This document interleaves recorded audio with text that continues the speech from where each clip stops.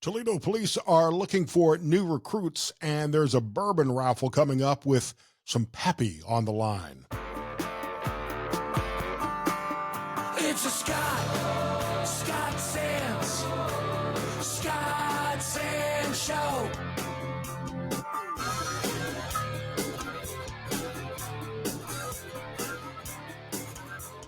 Hey there, how y'all doing? Welcome to a new week, a new episode of the podcast. It's episode 2556 of the Scott Sands Show. If you haven't subscribed, I would ask you to please do so. You can find the podcast on literally every platform. We're on Apple Podcasts, Amazon, Spotify, iHeartRadio, YouTube, Facebook. Sometimes I'll even live stream on X and Twitch as well. Easy to find. Just search for The Scott Sands Show. On X, it's at Scott Sands Media. Another week has gone by, and I still haven't figured out what the hell to do with my home studio. It looks like crap, right? I haven't figured out the lighting. I haven't figured out the camera angles. At this point, I think I've just pretty much given up on the whole thing, and this is what you're going to get. Sorry. Thanks to all of the ongoing partners of the podcast. Much appreciated, including RixaHealth.com. I think I'm actually going to be on WTOL this week. They wanted to do a story about my weight loss, which must be a slow news week, but I appreciate the coverage. Anything to keep my name in the news after the last few months, I guess. I don't know what night that's going to air, but thanks to Tim and Mia at RixaHealth.com for helping me lose 100 pounds and still going. 4guysandaroof.com. Called Jamie and Mike. Maybe had some storm damage last week, or with spring coming on, you're thinking about a new roof. Before you do the rest of your landscaping for the spring, I know it's still kind of chilly, but this would be a good time to get on the spring calendar. 4guysandaroof.com. Thanks to Farnsworth Cocktail Bar, Frame Chiropractic, Christy at the Art of Men's Grooming, Whiskey Red Saloon downstairs. They got line dancing tomorrow night. I was just talking to somebody about line dancing. Not that I'm going to do it. You don't want to see me trying to line dance. Andy Joe, our friend Andy Joe Taylor, got me out on the floor when she was performing out there, and it was not pretty. And of course, thanks to all of my friends at Third Street Cigar, where I am the champion of the March Madness bracket pool at Third Street Cigar. I did 3 brackets. I know some people are critical. Purists don't like it when you do more than one bracket entry, but I did 3 in that particular pool. And one of mine won. And oddly enough, it was the one I helped to create using artificial intelligence. The other bracket came in 4th, just barely out of the money, and my SEC bracket was 23rd, but had a lot of winners. The SEC did very well this year. Of course, last night, if you were watching the game, maybe you fell asleep during the game, because who the hell starts a national championship game at 9 o'clock Eastern time? Gators won. They nabbed the NCAA championship title, but the journey was anything but smooth. A nail-biter game last night against Houston, against the Cougs, coming back from a 12-point deficit in the second half to win 65-63. It was quite a roller coaster. And frankly, even though I had Florida winning the championship in my bracket pools, I think the refs gave them the game. There were a couple of missed calls, a missed goaltending call, a quirky foul call with a few seconds left in the game. In the midst of all of these confetti showers, serious questions now floating around, especially about head coach Todd Golden and a previously dismissed Title IX investigation, which is convenient timing for a championship win.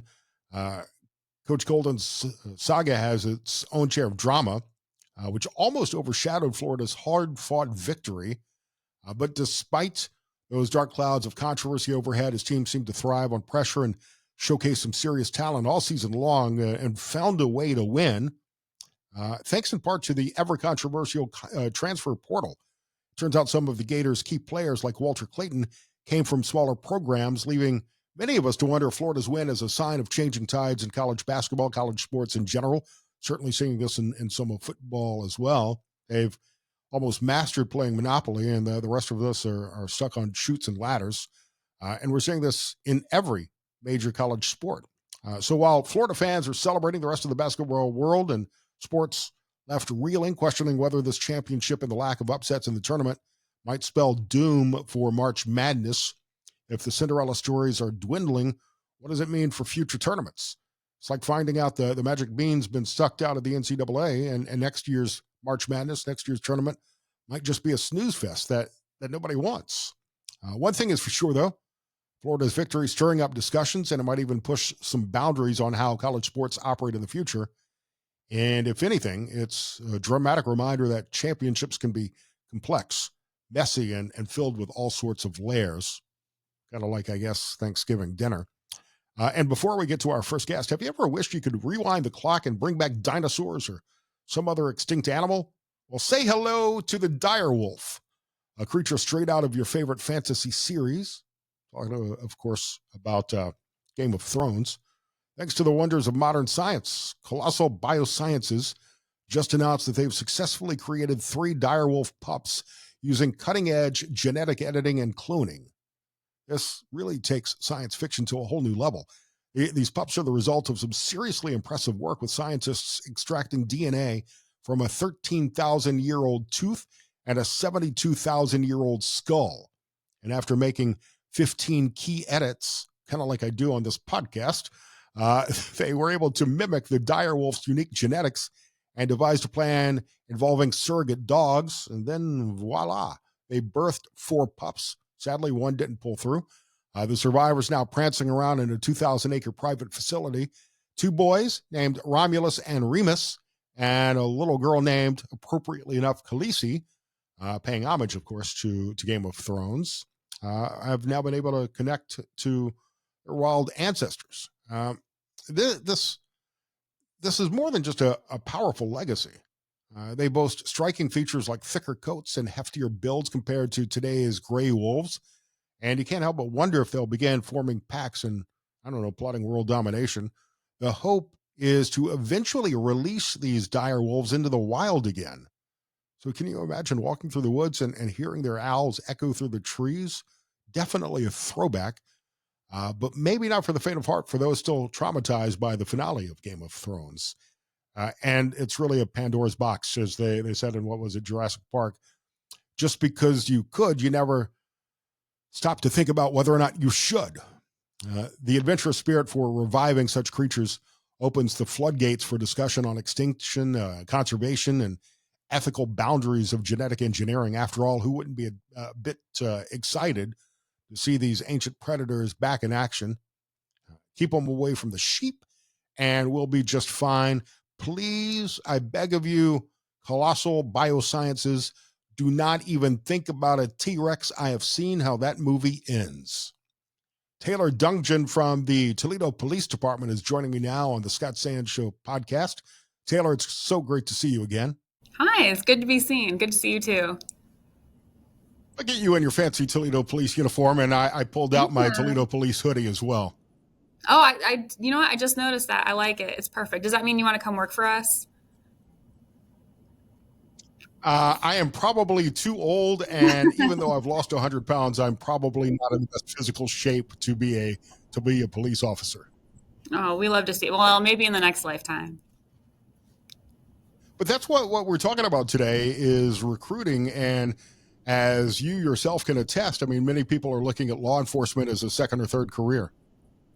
Yeah, like you said, I came to law enforcement as my second career, and I'm not the only one. We have people in our department who are were nurses, people who are lawyers, people who come from like blue collar jobs like factory work, labor work, all kinds of different employment backgrounds.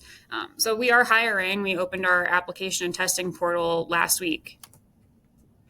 Oddly enough, I am looking for a job, but again, I'm not sure I'm the right fit for this at this point in my life. So You would have been great. you are right. You are recruiting right now, and there are always openings. It seems with TPD, with the Lucas County Sheriff's Office, a constant need for new officers to replace everybody who's retiring all the time. Yeah, absolutely. And one of the things that's been really great for us is that we've been able to have a class every year for the last several years.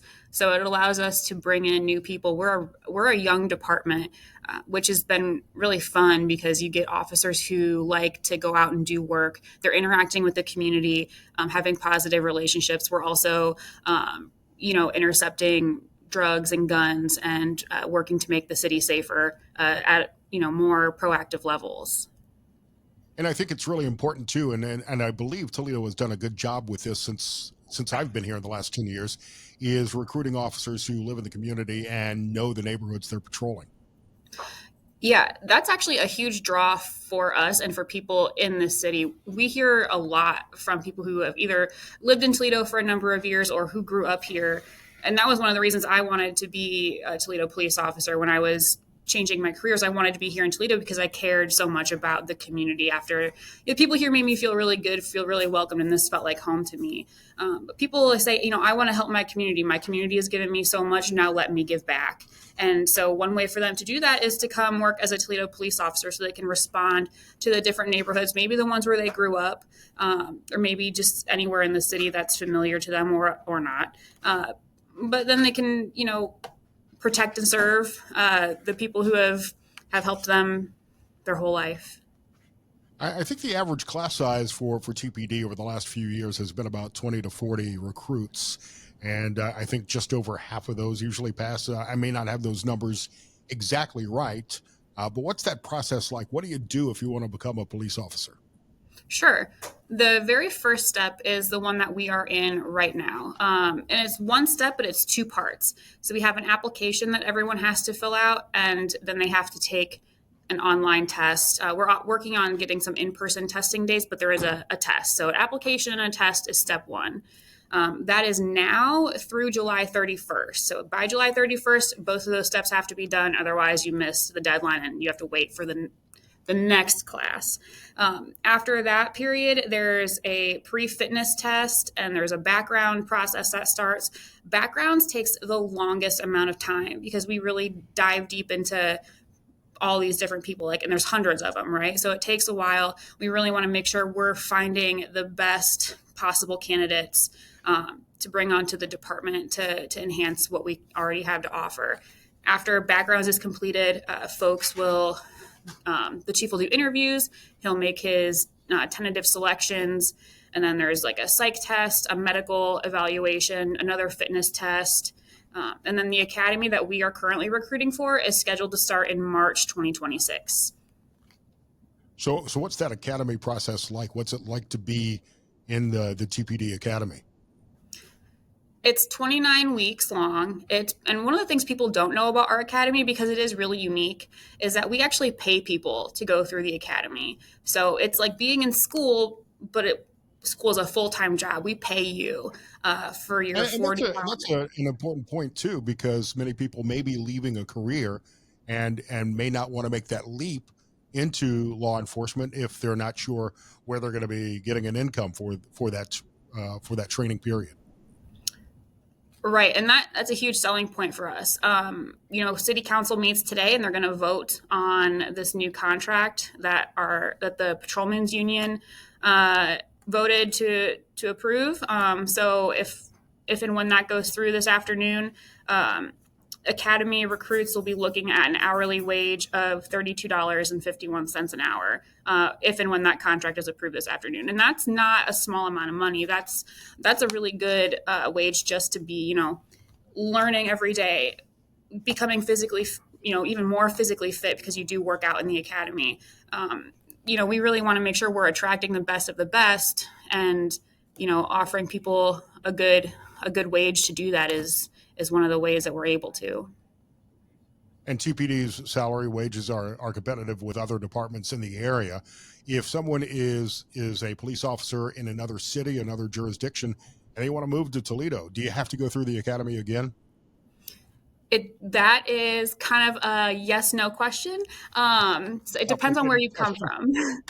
So people Right. who are who are already sworn Ohio police officers, so they've been through an academy in Ohio, they do not need to go through another academy. We are working on trying to establish enough lateral transfers to have a class begin in September of this year. So people who might hear this, if you are a police officer somewhere else in the state of Ohio, please consider coming to our department. Call us if you have questions. We will answer all of them.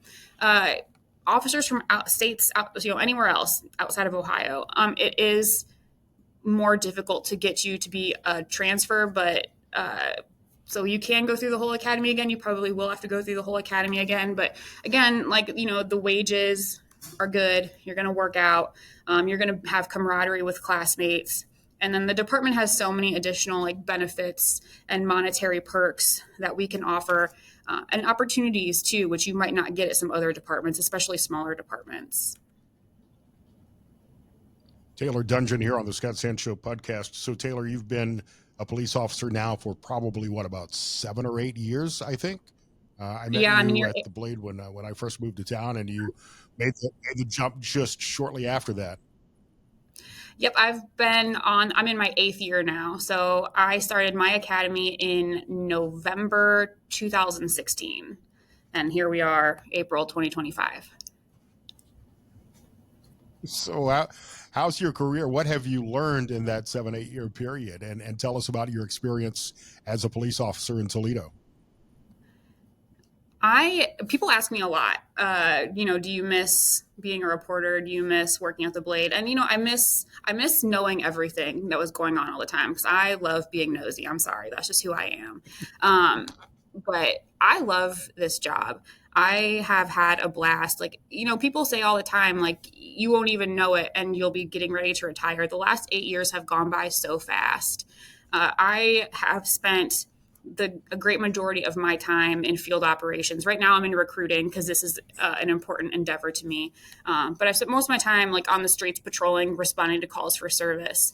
And I love that. I love helping people. I love problem solving with people. I love working with the officers who are on my shift. I got promoted a couple years ago. And so now I can kind of help the officers who are under my chain of command to grow more as officers. One of the things I'm most proud of is my involvement in our crisis negotiation team. So anytime we have a barricaded suspect, or if we have a suicidal person on a bridge, or God forbid we ever have a hostage situation, I've been trained and I'm on our team of negotiators. That's something I'm really passionate about. And that's one of those opportunities I was saying, we have all these things within our department that people can tap into once they come on if they're interested. And, surprisingly, I've only run into you on duty a couple of occasions, like at Toledo Rockets games or major events. So I guess that's a testament to me leading a clean life for the last few years. I was just going to say, it's only ever been in good situations. So you must not be speeding too much, or must not be causing any problems. Or you just haven't caught me speeding yet is probably more like it. Well, And I'm very disappointed, Taylor, that if On Patrol Live comes back to Toledo, I hope they choose to follow you around.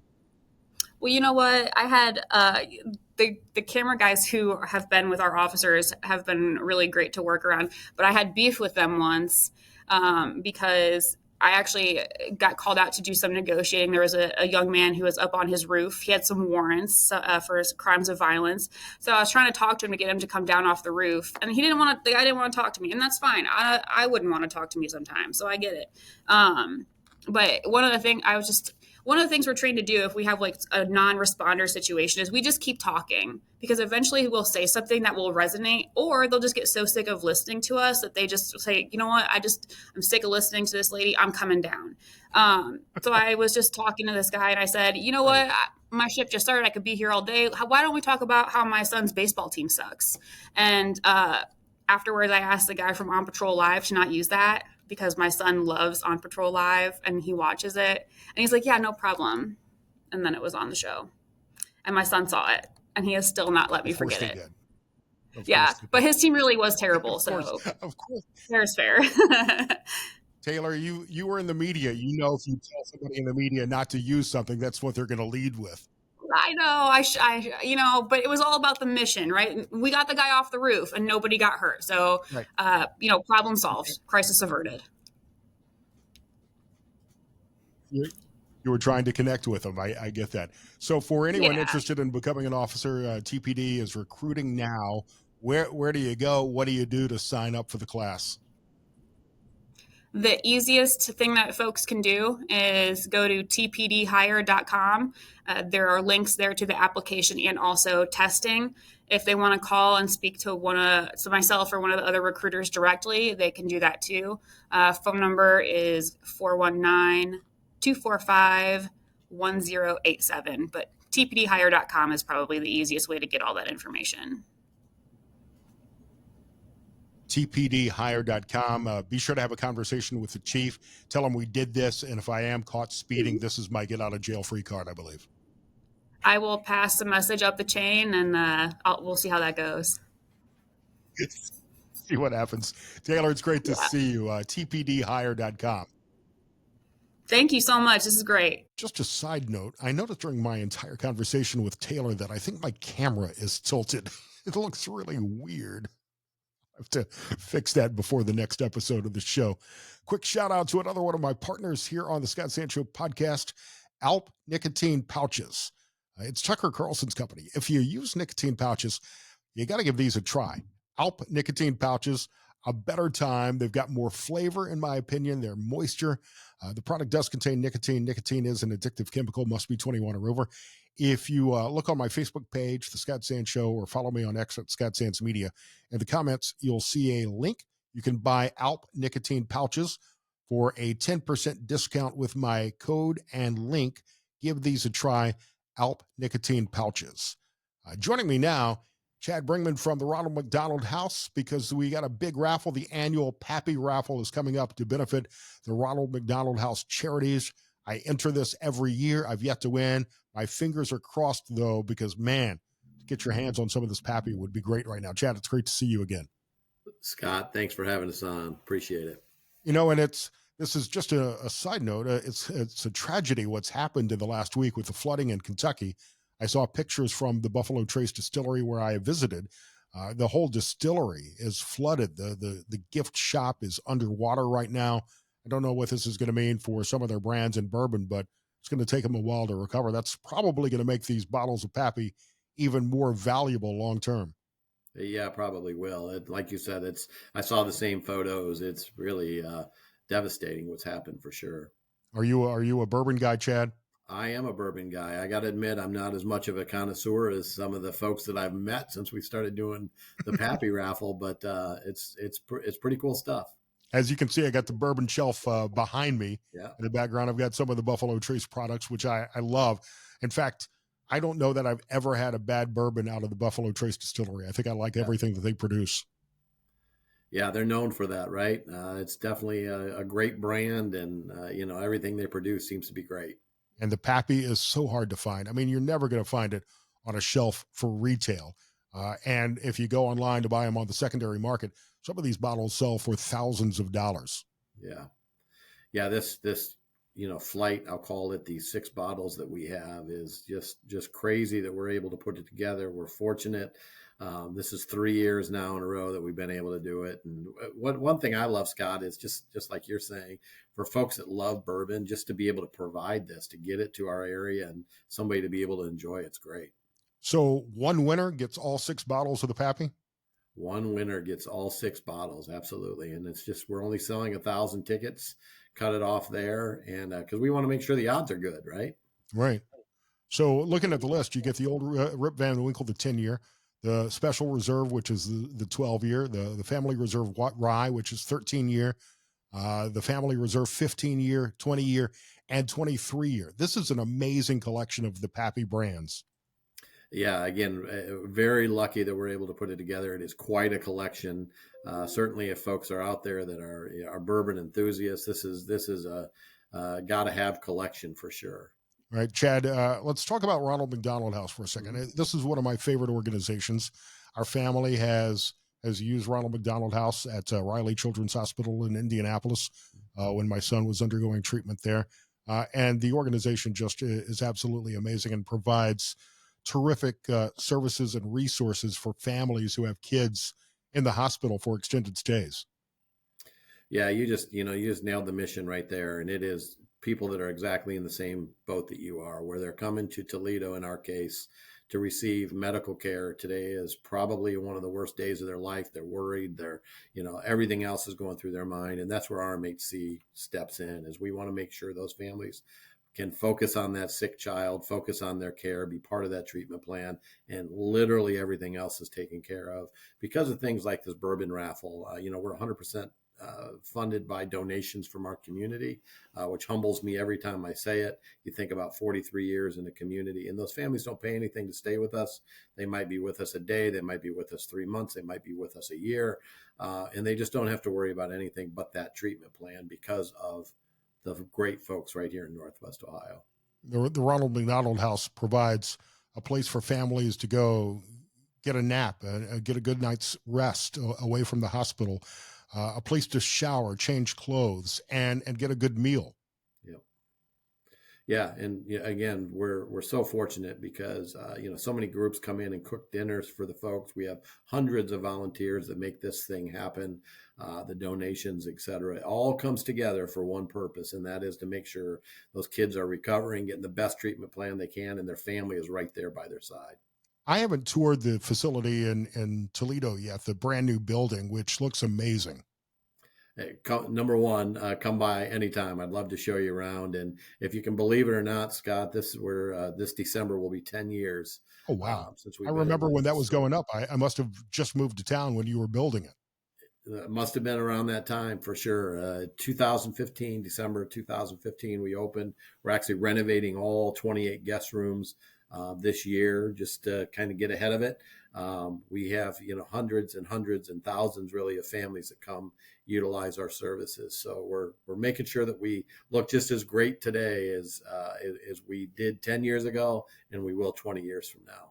Now, how can people get involved if they want to be part of the Ronald McDonald House organization? Our website, we do such a great job. Adam Simpson, who manages that with and for us here, does such a good job, from volunteering to ways to cook meals to, if you want to donate or you want to come to one of our events, rmhctoledo.org is a fabulous place, including the Pappy information is all on there as well. That's where you get your tickets, et cetera. But our website is the best, or calling us 419-471-HOME, which is 471-4663. Chad, you got to plug in already, but I was going to ask, just to wrap things up, how people can buy tickets for the Pappy raffle. Yeah, the Pappy raffle is pretty prominent. If you go to our website, you're going to see events. And inside of there, we've got the raffle for the Pappy. Tickets are going really fast, Scott, so I would certainly encourage people to get in. They just went on sale the 1st of April. We'll pull the winner June 26th at an event that we call Cork and Pork, which is out at Centennial Terrace. Live band, barbecue, food, et cetera. And hey, we're going to pull that winning bourbon ticket while we're there too. So as soon as we wrap up this episode, Chad, I'm going to go buy my tickets for the Pappy raffle. Obviously, I really want to win some of those bottles. But also, I haven't been to Cork and Pork in a few years. I've been out of town the last couple of times, but it's such a fun event too. It's a great event. I need to get tickets for that too. Yep, that'd be great. I think those tickets, if they're not quite on sale, they might be the 15th of April that they go on sale. But either way, you have any trouble, you let me know, Scott. We'll get you and I would explain what the event is, but I think the name says it all. It's wine and it's pig meat. I mean, exactly. Think live band. Skittlebots is the band this year. They're incredible. Mm-hmm. We're super excited that they're going to be a part of it. But think barbecue food, think craft beers and wine, and just a really, really fun event out at Centennial Terrace. Definitely, if you're not interested in the bourbon raffle, and you should be, even if you're not a bourbon connoisseur, you could make some money off of the bottles of Pappy if you win them. I'm just you and me talking here. I can't pay secondary market prices for them, but you will find people who are willing to do that. And if you do win, and to be able to crack open a bottle of Pappy with your friends would be an unforgettable experience. Yeah, absolutely. Once in a lifetime, possibly. Yeah, absolutely. rhmctoledo.org to buy your tickets for the Pappy raffle. They're on sale now, a limited number of those, and they will sell out. They'll go fast. And then look for tickets on sale for Cork and Pork, which is a terrific event. Even if you're not entering the raffle, go to the event and support the Ronald McDonald House. That's great. Scott, thanks for having us on. We appreciate you very much. All right, I'm going to wrap it up with that and try to figure out my lighting and camera angle before the next episode, which will likely be tomorrow or Thursday. I hope to have State Rep Josh Williams on the show this week, talk about the Americans for Prosperity, Protecting Prosperity Tax Day rally that I've been asked to MC on Tax Day on April 15th at Wildwood Metro Parks. Details on my social media pages as well. Please subscribe to the podcast, Spotify, iHeartRadio, Apple Podcasts, Amazon, YouTube, Facebook, X, all of the platforms, and follow me on X as well, at Scott Sands Media. Have a great Tuesday.